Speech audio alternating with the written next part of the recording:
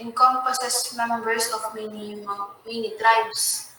Its focus is on the revival of Native North American culture, beliefs, and spirituality. When trying to support a Native American in physical or psychological crisis, the nurse needs to remember several seemingly unrelated facts. First is the human non-westernized Native North American belief about disease is not necessarily based on symptoms. Disease may be attributed to intrusive objects, soul loss, spiritual intrusion, breach of taboo, or sorcery.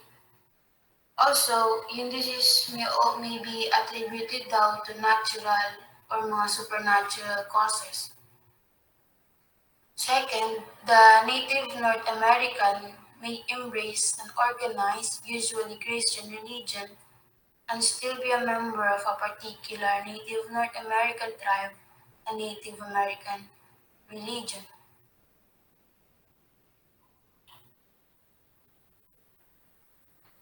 Next slide, please.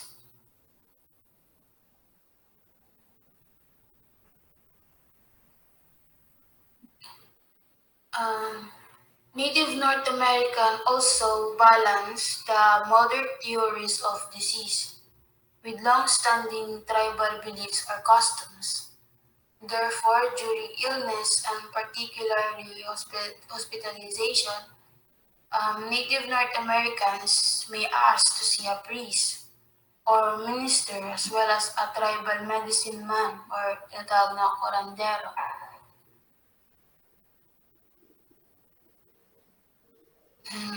Sa healthcare practices, the spiritual basis for much of Native North American belief and action is symbolized daw by the number 4.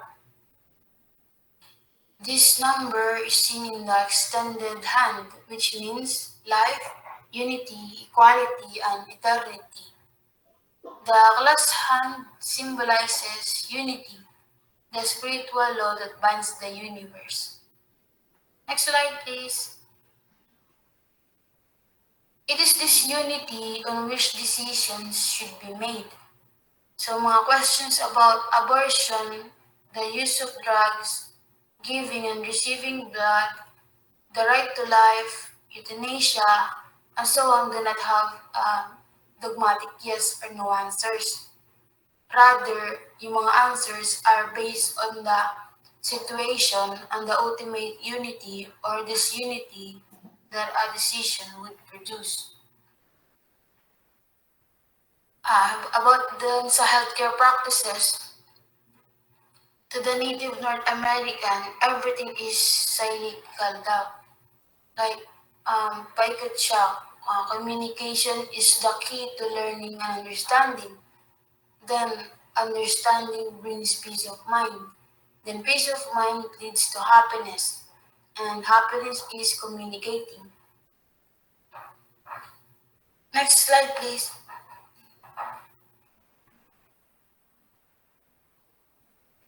Other guidelines also function in groups of 4. So, meron din silang 4 guidelines towards self-development. Am I happy with what am I doing? What am I doing to add to the confusion? What am I doing to bring about peace and contentment? How will I be remembered when I am gone, in absence, and in death? Then number 2, meron din silang 4 requirements of good health, which is food, sleep, cleanliness, and good thoughts. Next slide, please. Other guidelines may also function in groups of 4 then. And yun pa din, number 3 is 4 divisions of nature, spirit, mind, body, life. Meron din 4 divisions of goals, which is faith, love, work, and pleasure. Also 4 ages of development versus learning age of adoption, age of improvement, and age of wisdom. Next slide, please. 4 expressions of sharing, making others feel you care, an expression of interest, an expression of friendship, and an expression of belonging. Unity, the great spiritual law, also can be expressed in four parts. First, going into the silence in spirit, mind, and body. Second, the union through which all spirituality flows. Three, a goal toward of communicating with all things in nature. Four is recognize true sense, emotions, and impressions. Next slide, please.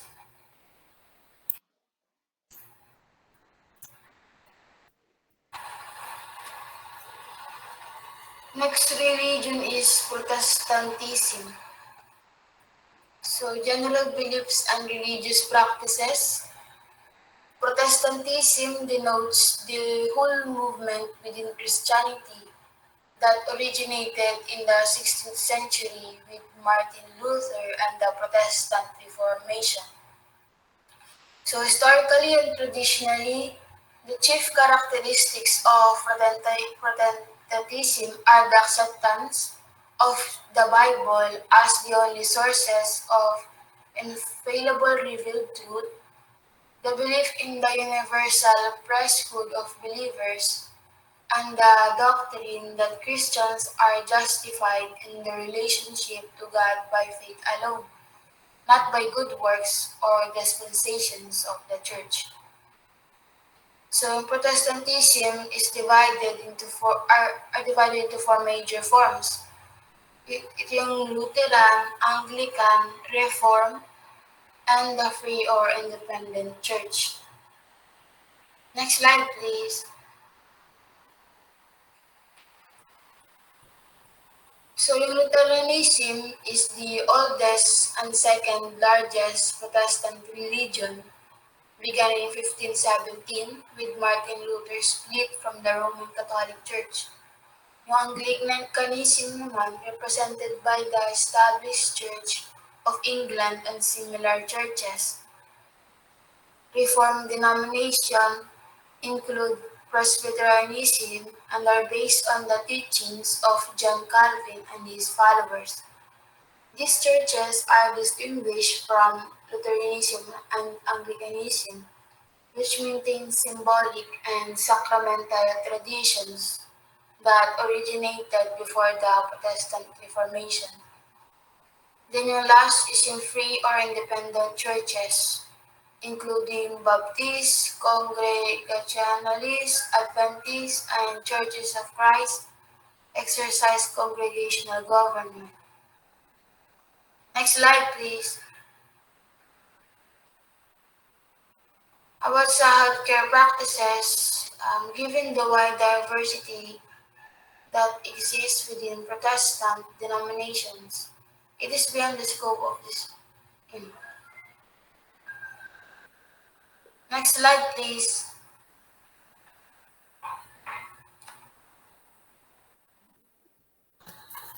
Last religion is the Unitarian Universalist Church. So worldwide, Unitarian Universalist membership is 800,000, which is with the North American membership of 208,177 dun sabi sa statistics. About their general beliefs and religious practices, Unitarianism was officially organized in 1774 in England. So this organization occurred after a long history of debate and dissension regarding the nature of God, particularly regarding the Trinitarian concept, which existed in various forms in the Catholic and Protestant religions. Universalist convictions include the belief that all creation will ultimately be drawn back to its divine source and that no person or thing would be ultimately and forever excluded. The Unitarian conviction is reflected in the belief that God is the ultimately and absolutely one. Holidays, rites, and rituals. No religious holidays are celebrated. Members come from various cultural and religious backgrounds and observe special days according to their own heritage and desire. Typical milestone of life, including birth, marriage, and death, may be celebrated religiously.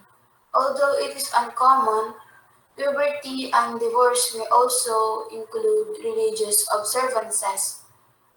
Baptism of infants and occasionally of adults is sometimes performed as a symbolic act of dedication. The Lord's Supper is administered in some congregations.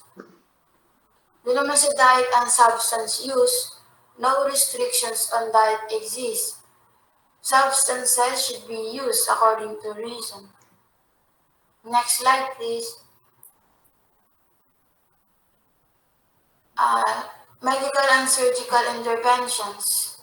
So, the use of medications is not restricted. The use of blood and blood products is similarly not restricted. Amputations, organ transplants, and mga biopsies are not restricted, and circumcision is viewed as a health practice, not a religious one. Practices related to reproduction. Unitarian Universalists strongly favor all types of birth control as a human right. Both therapeutic and on-demand abortions are acceptable. Members strongly favor the right of the woman to decide. Amniocentesis is not restricted and is encouraged if medical evaluation deems it necessary. Sterility testing is acceptable. In fact, more research is encouraged. Both donation and reset of artificial insemination are acceptable and strongly favored as a human right. Next slide, please. Members related to death and dying. So members favor the right to die with dignity, meaning to die without pain and in the care of those who love and care for them. Personhood is sacred, not the spark of life.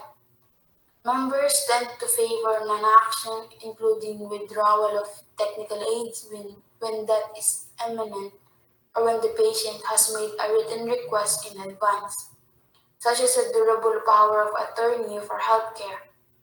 Autopsy is recommended. The donation of the body is acceptable. Cremation is most common. Donation to a medical school for study is not uncommon. Burial of a fetus is rare. And a memorial service in the church or at home without the body present is customary. Next slide, please. Thank you po. Thank you po. Again, good morning everyone.